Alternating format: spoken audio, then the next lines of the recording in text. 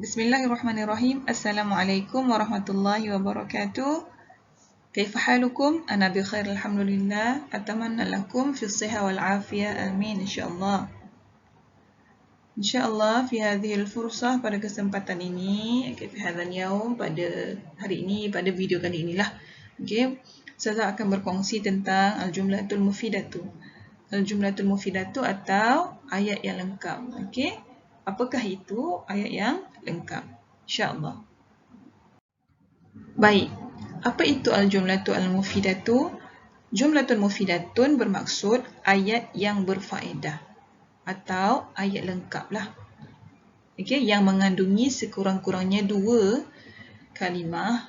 Kalimah ni perkataan ataupun lebih. Maksudnya dia ada dua atau lebih perkataan. Okay? Dan ayat lengkap ini difahami maksudnya oleh yang menulis atau yang membaca dan mendengar. Okay? Maksudnya kita faham ayat itu. Lengkap lah. Okay? Manakala ayat yang tak lengkap pula adalah ayat yang tidak difahami. Maksudnya bila tak difahami ayat tu, maksudnya ayat tak lengkap. Atau tergantung maksud dia. Itu ayat yang tak lengkap lah. Tapi jumlah mufidah bermaksud ayat yang lengkap. Okay? Baik, jenis-jenis al-jumlatu al-mufidatu ada dua. Okay? Sebenarnya, al-jumlatu al-mufidatu ini adalah sisipan daripada tajuk jumlah. Jumlah ayat. Ayat yang kita belajar tu. Okay? Jadi dia ada dua jenis. Satu, ayat yang dimulai dengan kata nama atau kita sebut sebagai jumlatul ismiyah. Dan yang kedua adalah ayat yang dimulai dengan kata kerja yang kita sebut sebagai jumlatul fi'liyah. Jadi ini, dua ni adalah jenis-jenis daripada jumlah mufidah atau ayat yang lengkap. Okay? Baik, kita tengok contoh untuk jumlah ismiyah. Zaidun talibun mujtahidun, hadhihi haqibatun, al-madrasatu kabiratun. Okey, baik. Kalau kita lihat daripada contoh ini, ada yang 3 perkataan dalam satu ayat, ada yang 2 perkataan dalam satu ayat. Tetapi, 3 contoh daripada jumlah ismiyah itu difahami maksudnya. Jadi, dia adalah jumlah mufidah, ayat yang lengkap. Okey, yang pertama, Zaidun talibun mujtahidun, maksud dia Zaid seorang pelajar yang rajin. Lengkap, betul? Hadhihi akibatun, yang kedua tu, walaupun dia ada 2 perkataan, tetapi dia lengkap dah, difahami. Ini sebuah bank. Okay, faham. Al-madrasatu kabiratun, sekolah itu besar. Okay, difahami walaupun ada 2 perkataan. Begitu juga dengan contoh-contoh daripada jumlah fi'liyah. Tadhhabu Zainabu ilal madrasati. Zainab pergi ke sekolah. Okay, faham. Zainab yang pergi ke sekolah. Okay. Qara'a Ahmadul kitaba. Ahmad membaca buku. Difahami, betul? Yashrabul waladul ma'a. Okay. Budak lelaki itu sedang minum air. Difahami. Jadi kesemua contoh dalam slide ini difahami maksudnya. Jadi dia dipanggil sebagai jumlah mufidah. Okay. Cuma kategori dia jumlah ismiyah dan jumlah fi'liyah. Okay. Baik, ini adalah contoh. Okay. Contoh soalan lah. Contoh soalan. Dia minta kita buat ayat dari perkataan diberi, dan kebanyakan contoh soalan, kebanyakan soalan peperiksaan beginilah bentuk dia. Okay? Dia akan berikan satu perkataan dan kita kena buat ayat daripada perkataan tu. Okay? Dia 10 markah.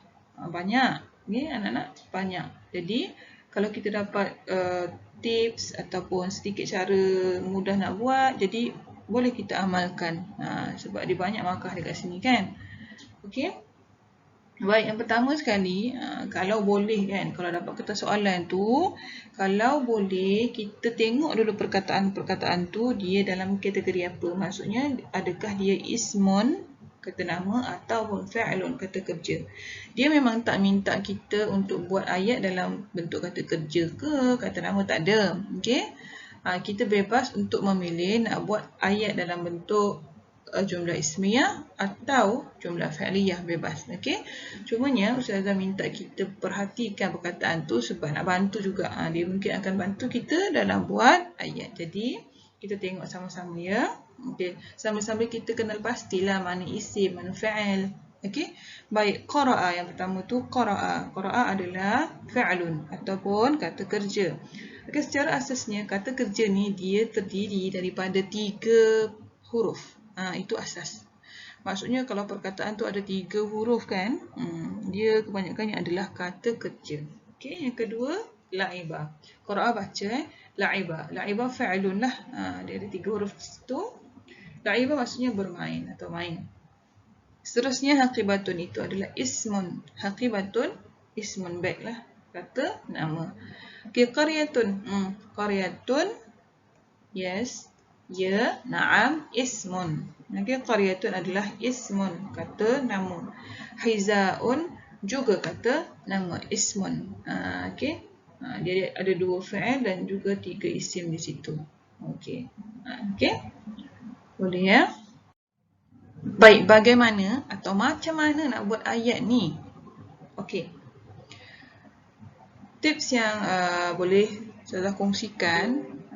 Yang pertama, kita buat seringkas yang bolehlah. 2 hingga 3 perkataan je dalam satu ayat. Okey, tapi pastikan betul. 2-3 perkataan cukup kan tadi kan? Dia dah jadi pun ayat yang lengkap.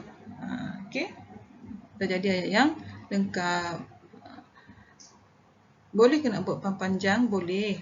Nak buat panjang boleh, tetapi pastikan betul. Itu je sebenarnya.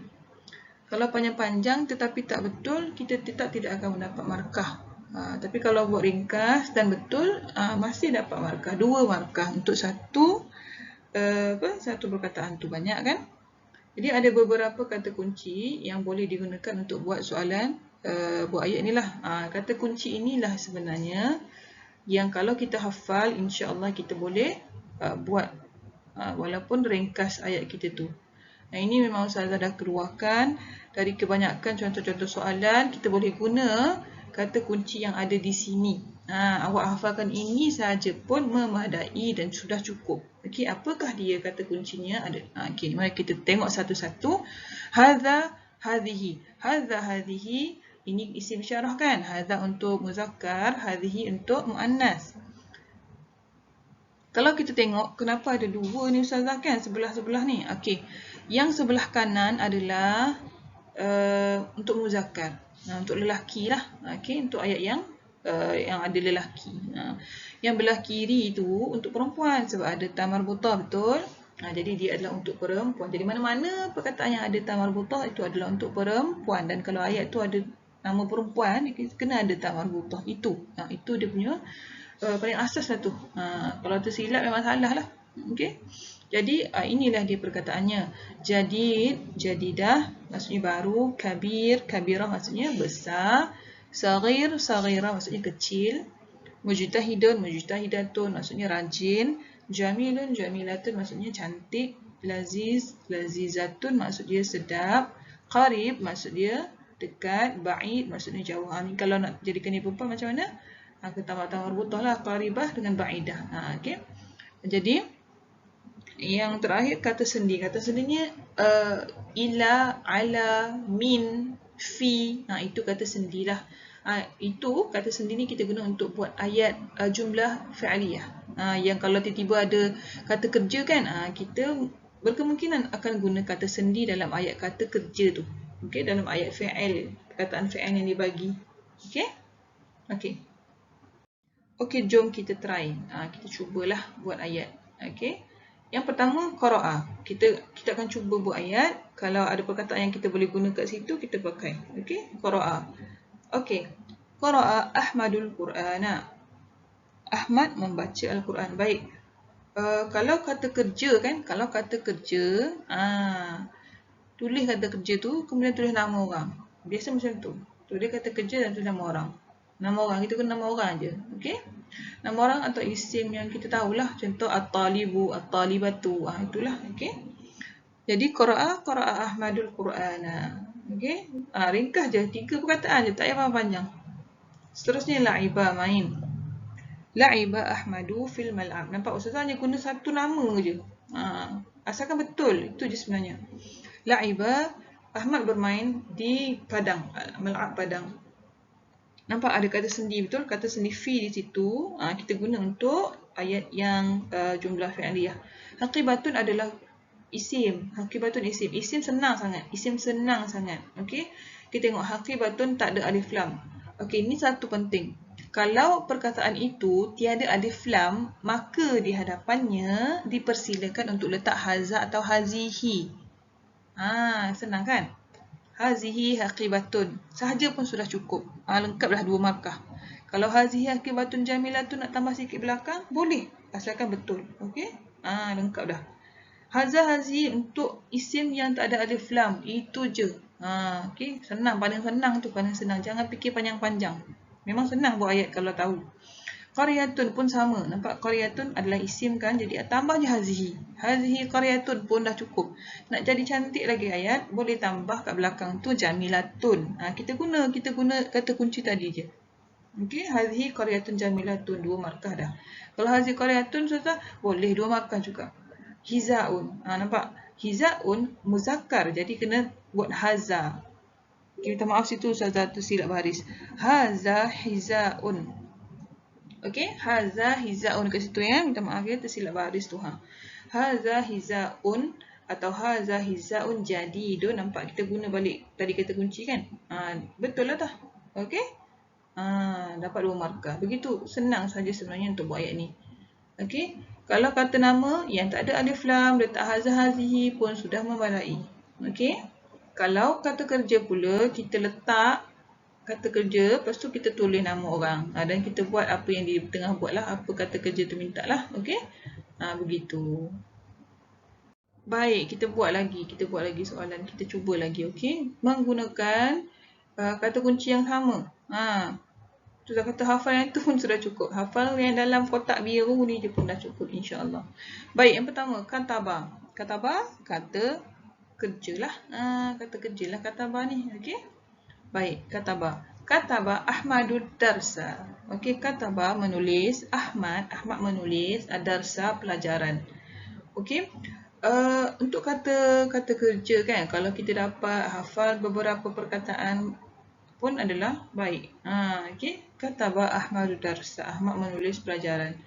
Okey, saudara bagi tahu ke kertas soalan kita tu, okey anak-anak, kertas soalan kita tu boleh jadi kertas jawapan. Okey, maksudnya kalau kita nak cari perkataan, okey pun boleh, atau nak cari jawapan dalam kertas tu pun boleh. Sebab kita dah jawab kan awal-awal kan, mesti ada perkataan-perkataan yang boleh kita guna. Okey.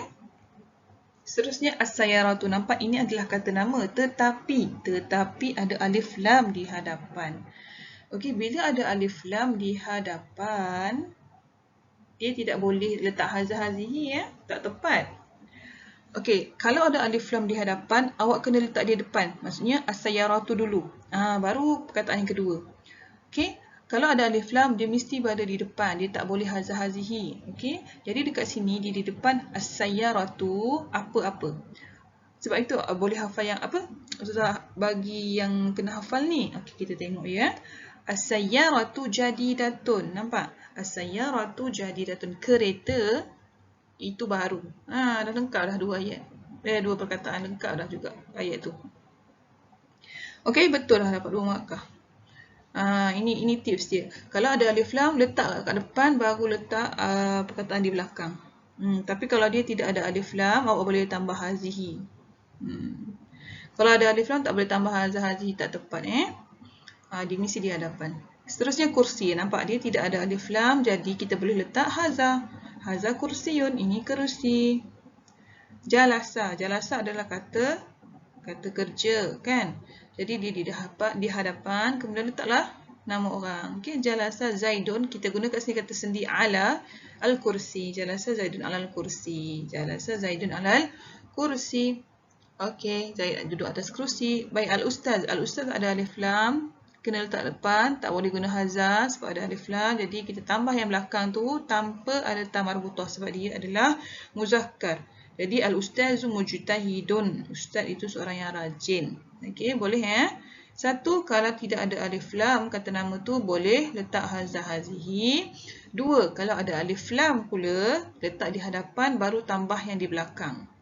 Okey, itu tips untuk soalan yang ada perkataan kata nama. Okey. Boleh ya anak-anak, insya-Allah mudah je buat ayat ni sebenarnya. Okey, kalau kita tahu cara dan bagaimana nak buat. Dan kita hafalkan saja, okey? Anak-anak boleh hafalkan saja kata kunci ni, kata kunci dalam kotak biru ni hafal saja. Okey, yang ini kita hafal, insya-Allah boleh jawab. Okey. Alhamdulillah, kita dah habis. Okey, sudah dah habis kongsikan apa yang patut berkenaan dengan jumlah mufidah. Buat ayat lah maksud dia. Okey, jadi bagaimana cara nak mahir? Kita kena banyakkan buat latihan. Okey, banyakkan latihan-latihan to be yang susah kalian bagi ke kan? Buat. Okey, dan study smart. Study smart ni maksud dia kan, buat latihan lah. Buat latihan tu kemudian kita check apa yang salah, kita tengok apa yang salah dan kita betulkan. Lepas tu kita take note lah apa benda yang salah tu pula. Okey, bahasa Arab mudah, insya-Allah mudah. Okey, kalau kita faham cara nak buat. Walaupun kita tak faham perkataan itu, tetapi kalau kita faham cara nak buat, insya-Allah mudah. Okey. Tapi kalau kita ada kesempatan kan, kita fahamkanlah perkataan-perkataan tu. Itu bonus lah kalau faham perkataan ya. Jadi untuk buat ayat, pastikan ayat yang kita buat tu ringkas sahaja tapi betul. Kalau dapat buat panjang dan betul, dipersilakan. Suka hati kalau kita dapat buat panjang dan betul.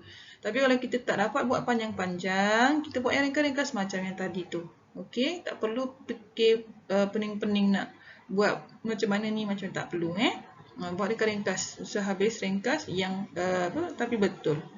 Okey, insya-Allah. Jadi selamat belajar. Jangan putus asa. PDPR ni pun jangan putus asa. Terus cari ilmu kerana Allah. Sebab apa? Allah suka orang yang cari ilmu dan dapat pahala orang yang belajar. Jaga adab, itu paling penting. Adab dengan ilmu, adab dengan mak ayah, adab dengan guru-guru. Itu paling penting. Okey? Itulah berkat. Dan itulah sebenarnya pahala besar dalam menuntut ilmu. Itu sahaja, wallahu a'lam. InsyaAllah kalau ada perkongsian lain nanti saya akan kongsikan. Ma'assalamah wa ilal liqa. Assalamualaikum warahmatullahi wabarakatuh.